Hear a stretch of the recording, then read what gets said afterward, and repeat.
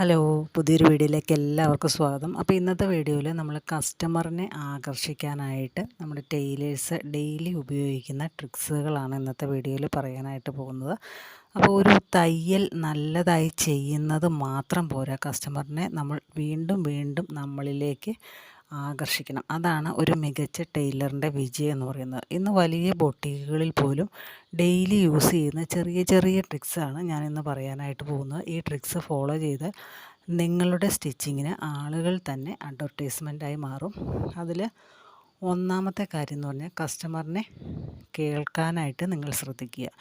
പല ടൈലേഴ്സും ചെയ്യുന്ന ആദ്യത്തെ മിസ്റ്റേക്ക് എന്താണെന്നറിയോ? കസ്റ്റമർ പറയുന്നത് മുഴുവൻ കേൾക്കാതെ തന്നെ ഇത് നന്നായിരിക്കും എന്ന് നമ്മുടെ സ്വന്തം ഐഡിയ പറയും. പക്ഷെ നമ്മൾ അങ്ങനെയല്ല ചെയ്യേണ്ടത്. നമ്മൾ അവരുടെ അഭിപ്രായം കൂടെ അറിഞ്ഞതിന് ശേഷം മാത്രം നമ്മൾ ചെയ്തു കൊടുക്കുക. പക്ഷേ സ്മാർട്ട് ടൈലേഴ്സ് ആദ്യം കസ്റ്റമറിൻ്റെ മനസ്സ് മനസ്സിലാക്കും. അവർക്ക് കംഫർട്ടാണോ വേണ്ടത്, അതോ സ്റ്റൈലിഷ് ലുക്കാണോ വേണ്ടത്, അതോ സിമ്പിൾ ഫിറ്റിംഗ് ആണോ വേണ്ടത് എന്ന് കേട്ടറിഞ്ഞ ശേഷം മാത്രമേ സ്റ്റിച്ചിങ് സ്റ്റാർട്ട് ചെയ്യൂ. ഒരു കസ്റ്റമറിനെ ശ്രദ്ധിച്ച് കേൾക്കുന്നത് തന്നെ അവർക്ക് നമ്മളോടുള്ള ഇഷ്ടം കൂടാനായിട്ട് കാരണമാകും.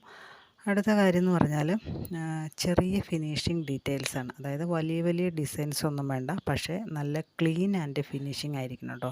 സ്ട്രെയിറ്റ് സ്റ്റിച്ചിങ് ആയിരിക്കണം, നീറ്റായിട്ട് അയൺ ചെയ്ത് കൊടുക്കണം. അതുപോലെ ത്രെഡ് അങ്ങനെയുള്ള സംഭവങ്ങളൊക്കെ ക്ലീൻ ചെയ്ത് കൊടുക്കുക. ഇതൊക്കെയാണ് നമ്മൾ റെഡിമെയ്ഡ് ലുക്ക് കൊടുക്കുന്നത്. ഒരു കസ്റ്റമർ ഡ്രസ്സ് കയ്യിലെടുക്കുമ്പോൾ തന്നെ ഇത് വളരെ നീറ്റാണല്ലോ എന്നവർക്ക് തോന്നണം. ആ ഒരു ഫീലിംഗ് ആണ് നമുക്ക് അടുത്ത ഓർഡർ കൊണ്ടുതരുന്നത്. ഇനി മൂന്നാമത്തെ കാര്യം പറയാം. ടൈമിന് വർക്ക് കൊടുക്കുക. ടാലൻ്റ് ഉള്ളവരേക്കാൾ കസ്റ്റമറിന് ട്രസ്റ്റ് ചെയ്യുന്നത് സമയം പാലിക്കുന്നവരെയാണ്. നാളെ തരാം എന്ന് പറഞ്ഞാൽ നമ്മൾ നാളെ തന്നെ കൊടുക്കുക. ലേറ്റ് ആകുന്നെങ്കിൽ അത് മുന്നേ നമ്മൾ ഇൻഫോം ചെയ്യുക.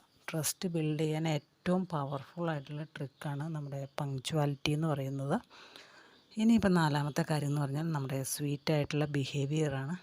ചില കസ്റ്റമേഴ്സ് സ്റ്റിച്ചിങ്ങിനേക്കാൾ നമ്മുടെ സ്വഭാവം ഓർക്കും. അതായത് ഒരു സ്മൈല്, ഒരു റെസ്പെക്റ്റ്ഫുള്ളായിട്ടുള്ള സംസാര രീതി, അതുപോലെ തന്നെ ഡ്രസ്സ് ട്രൈ ചെയ്തപ്പോൾ കിട്ടുന്ന കോൺഫിഡൻസ് നിറഞ്ഞ വാക്കുകൾ, അതായത് നമ്മൾ അവരോട് പറയുന്ന കോൺഫിഡൻസോട് കൂടിയ വാക്കുകൾ, ഇവയൊക്കെ കസ്റ്റമറിൻ്റെ മൈൻഡിൽ വളരെ ഇമ്പാക്റ്റ് ഉണ്ടാകും. കാരണം ആളുകൾ ഡ്രസ്സ് മാത്രം വാങ്ങുന്നില്ല, ഒരു നല്ല എക്സ്പീരിയൻസ് കൂടിയാണ് അവർ പ്രതീക്ഷിക്കുന്നത്.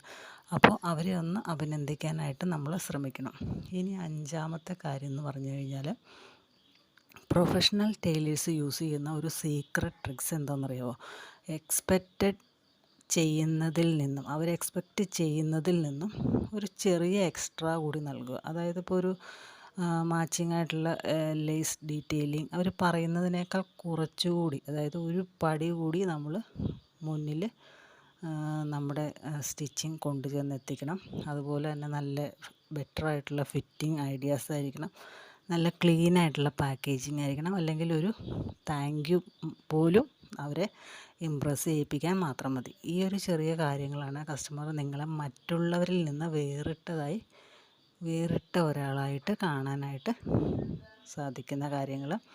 ഒരു തയ്യൽ മെഷീൻ കൊണ്ട് പലരും ജീവിതം മാറ്റിയിട്ടുണ്ട്. പക്ഷേ സ്റ്റിച്ചിങ്ങിൻ്റെ സ്കില്ല് മാത്രം കൊണ്ടല്ല, പീപ്പിൾ ഹാൻഡിലിംഗ് സ്കില്ലും കൊണ്ടും അവർ ജീവിതം മാറ്റിമറിച്ചിട്ടുണ്ട്. കസ്റ്റമേഴ്സിനെ സന്തോഷിപ്പിക്കാൻ പഠിച്ച ടൈലേഴ്സ് ഒരിക്കലും പിന്നിലായില്ല. നിങ്ങളുടെ വർക്ക് നീറ്റാണെങ്കിൽ, നിങ്ങളുടെ ബിഹേവിയർ നല്ലതാണെങ്കിൽ, ഒരു ദിവസം കസ്റ്റമേഴ്സ് തന്നെയാണ് നിങ്ങളുടെ പേര് മറ്റുള്ളവരിലേക്കും എത്തിക്കുന്നത്. അപ്പോൾ ഈ ഒരു 5 കാര്യങ്ങൾ ശ്രദ്ധിച്ചു കഴിഞ്ഞാൽ നിങ്ങൾക്കും തീർച്ചയായിട്ടും ധാരാളം ഓർഡേഴ്സുകൾ കിട്ടുന്നത് തന്നെയാണ് എൻ്റെ വിശ്വാസം. അപ്പോൾ എല്ലാവരും ഒന്ന് ട്രൈ ചെയ്ത് നോക്കുക.